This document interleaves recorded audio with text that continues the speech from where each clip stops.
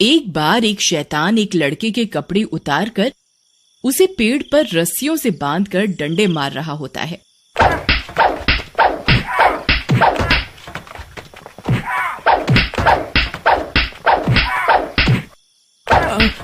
मुझे क्यों मार रहा है? मैंने तुम्हारा क्या बिगाड़ा है?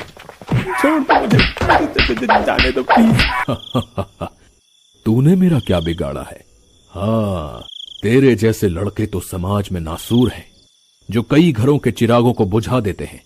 कई साल पहले मैं भी ऐसे ही चिल्लाया था, लेकिन तूने और तेरे उन 3 दोस्तों ने मेरी एक नहीं सुनी और मैं पूरी रात ठंड में ऐसे ही तड़प तड़प कर मर गया था। तुम राहुल, लेकिन तुम जिंदा कैसे हो गए? ये सब छोड़, फिलहाल तू तो मर। ऐसा कहकर शैतान उसकी गर्दन काट देता है।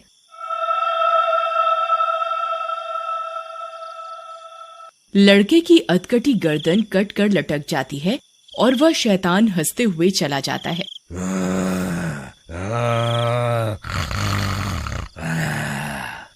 दोस्तों, ये बात शुरू होती है आर्यनगर गांव से, जहां पर राहुल नाम का एक लड़का रहता था जो स्कूल में टॉप करता था और बड़े होने पर उसे शहर के सबसे बड़े कॉलेज में एडमिशन मिल जाता है, जिससे उसकी माता रीमा और पिता राजेश, जो कि काफी गरीब होते हैं, वो बहुत खुश होते हैं।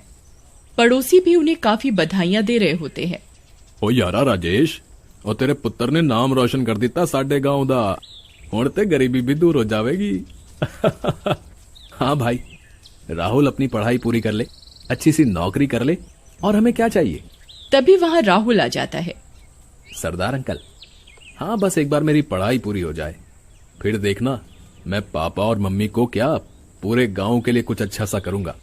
एक स्कूल खोलूंगा ताकि गांव से और बच्चे भी अच्छा पढ़ लिख जाएं।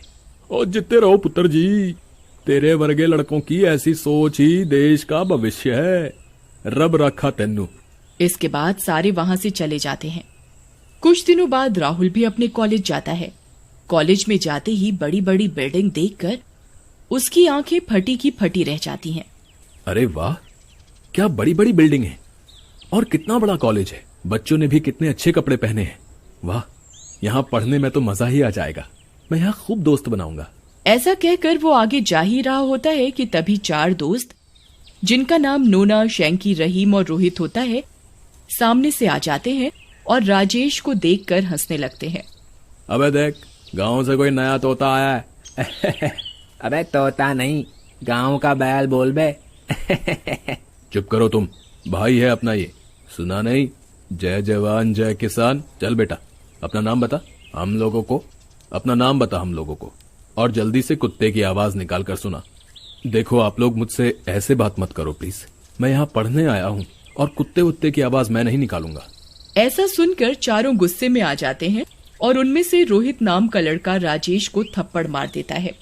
अबे तुझे गांव की ज्यादा हवा लग गई है, चर्बी चढ़ गई है तुझे। तेरी चर्बी निकालनी पड़ेगी, गांव के गवार। वो राजेश को और मारने जा रहे होते हैं कि तभी कॉलेज के एक प्रोफेसर वहां आ जाते हैं। अरे तुम चारों फिर यहाँ फिर किसी नए लड़के को परेशान कर रहे हो? चलो जाओ यहाँ से, न कोई काम न धाम, जब देखो आवारागर्दी। उसके बाद वो चारों वहां से चले जाते हैं और राजेश को बाद में देखने की धमकी देते हैं। प्रोफेसर राजेश के पास आते हैं। बेटा, ये चारों बहुत ही बदमाश हैं और चारों के चारों काफी अमीर घरों से आते हैं, तो प्लीज तुम अपना ध्यान रखना और इन दुष्टों से दूर रहना। जी सर, मैं अपना ध्यान रखूंगा और पढ़ाई पर पूरा ध्यान दूंगा। उसके बाद कुछ दिनों तक कुछ नहीं होता। राजेश भी अपने अच्छे व्यवहार और नॉलेज के कारण कॉलेज में काफी नाम बना लेता है और जल्द ही पूरे कॉलेज में फेमस हो जाता है। सब उसे पसंद करने लगते हैं। एक रात जब राजेश अपने हॉस्टल के कमरे में पढ़ रहा होता है, उसके कमरे के दरवाजे पर जोर जोर से दस्तक होती है। अरे भाई, कौन है जो इतनी रात को दरवाजा पीटे जा रहा है? आता हूँ, थोड़ा सब्र रखो भाई। लेकिन दरवाजा पीटना बंद नहीं होता। उधर जैसे ही राजेश दरवाजा खोलता है, उसके सामने 3 हैवान और एक चुड़ैल खड़ी होती है। डरावनी आवाजें आने लगती हैं। अंदर आने के लिए नहीं कहोगे राजा जी? डर के मारे राजेश की चीख निकल जाती है और वो भागकर छत पर पहुंच जाता है। नहीं मम्मी, नहीं, छोड़ दो मुझे। इस कॉलेज में भूतों का साया है, मुझे नहीं पता था, छोड़ दो मुझे प्लीज। तभी बारिश के साथ तेज बिजली कड़कने लगती है। तभी रहीम अपना चुड़ैल का मुखौटा उतारता है और उसे एक थप्पड़ मारता है। अबे तुझे क्या लगा कि हम सब भूत हैं? बेवकूफ कहीं का डरपोक। फिर सब अपना भूत का मुखौटा हटाते हैं और उसका मजाक उड़ाने लगते हैं।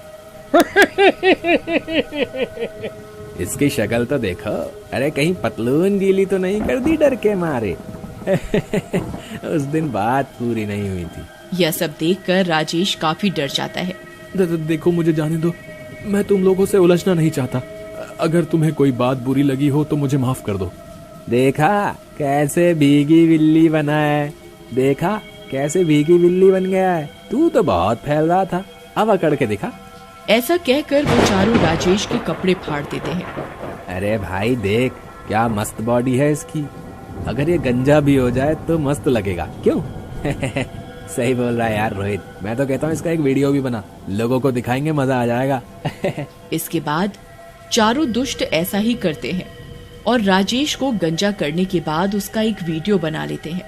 राजेश इस सब से काफी टूट जाता है। मैं बिल्कुल दया नहीं है, एक पल भी नहीं सोचा कि मैं किसी का बेटा हूँ।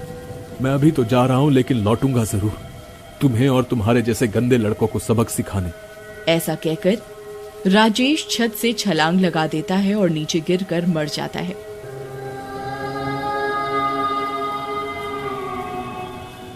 अरे यार, इसने तो छत से छलांग लगा दी, ये तो पक्का मर गया होगा। अब क्या होगा, हम फंस जाएंगे। अबे कितना डरपोक है तू, कुछ नहीं होगा हम लोगों को। और पहली बात तो हमें किसी ने नहीं देखा, बस सब लोग अपना मुंह बंद रखना और इसकी लाश को ठिकाने लगा देते हैं, किसी को कुछ नहीं पता चलेगा। इसके बाद वे सारे राजेश की लाश को वहीं खड्डा खोद कर गाड़ देते हैं और अपने घर चले जाते हैं।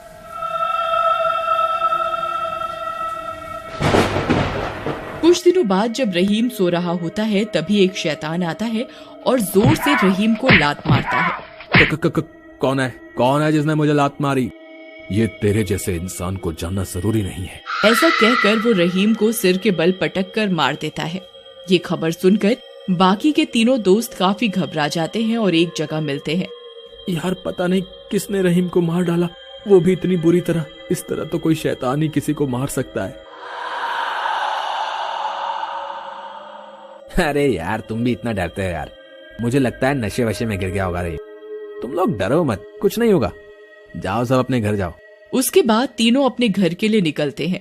रास्ते में मोहित को उसका नाम पुकारने की आवाजें आती हैं, जिसे सुनकर रोहित रुक जाता है। कौन है जो मुझे आवाज दे रहा है, सामने आओ। ठीक है तो आ जाता हूँ। तुम तो राजेश हो, तुम जिंदा कैसे हो गए?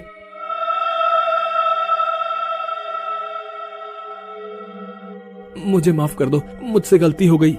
तुमने मुझे बहुत सताया था, मारा था, मेरी लाश भी मेरे माँ बाप को नहीं मिली, तुम्हें तो मरना ही होगा। ऐसा कहकर शैतान रोहित के सारे कपड़े निकाल देता है और उसके बाद उसके हाथ पैर उखाड़ कर मार देता है। उसी रात जब नोना अपने कमरे में सो रहा होता है, राजेश का भूत उसके कमरे में आ जाता है और नोना को उठा करके दीवार से चिपका देता है। कौन है? मुझे नीचे उतारो प्लीज। डर लगा अपनी मौत देखकर? लेकिन मुझे तो नहीं लगा था, मैं तो नीचे कूद गया था छत से। चलो तुम भी कूदो, चलो। नहीं राजेश, मुझे माफ कर दो प्लीज, मैंने गलती कर दी, मुझे माफ कर दो। तुझे माफ कर दूं? अगर तुझे माफ कर दिया तो तेरे जैसे दुष्टों से मेरे जैसे लोगों को इंसाफ कैसे मिलेगा? तूने तो मेरी जिंदगी ही खत्म करवा दी।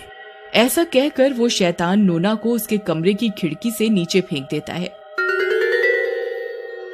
इस तरह वो शैतान अपने साथ हुई बदसलूकियों का बदला ले लेता है। अगले दिन कॉलेज के गेट पर लिखा होता है, रैगिंग करना मना है, और नोना की लाश वहां लटक रही होती है और राजेश भी वहां से गायब हो जाता है। तब से उस कॉलेज में रैगिंग होनी भी बंद हो जाती है।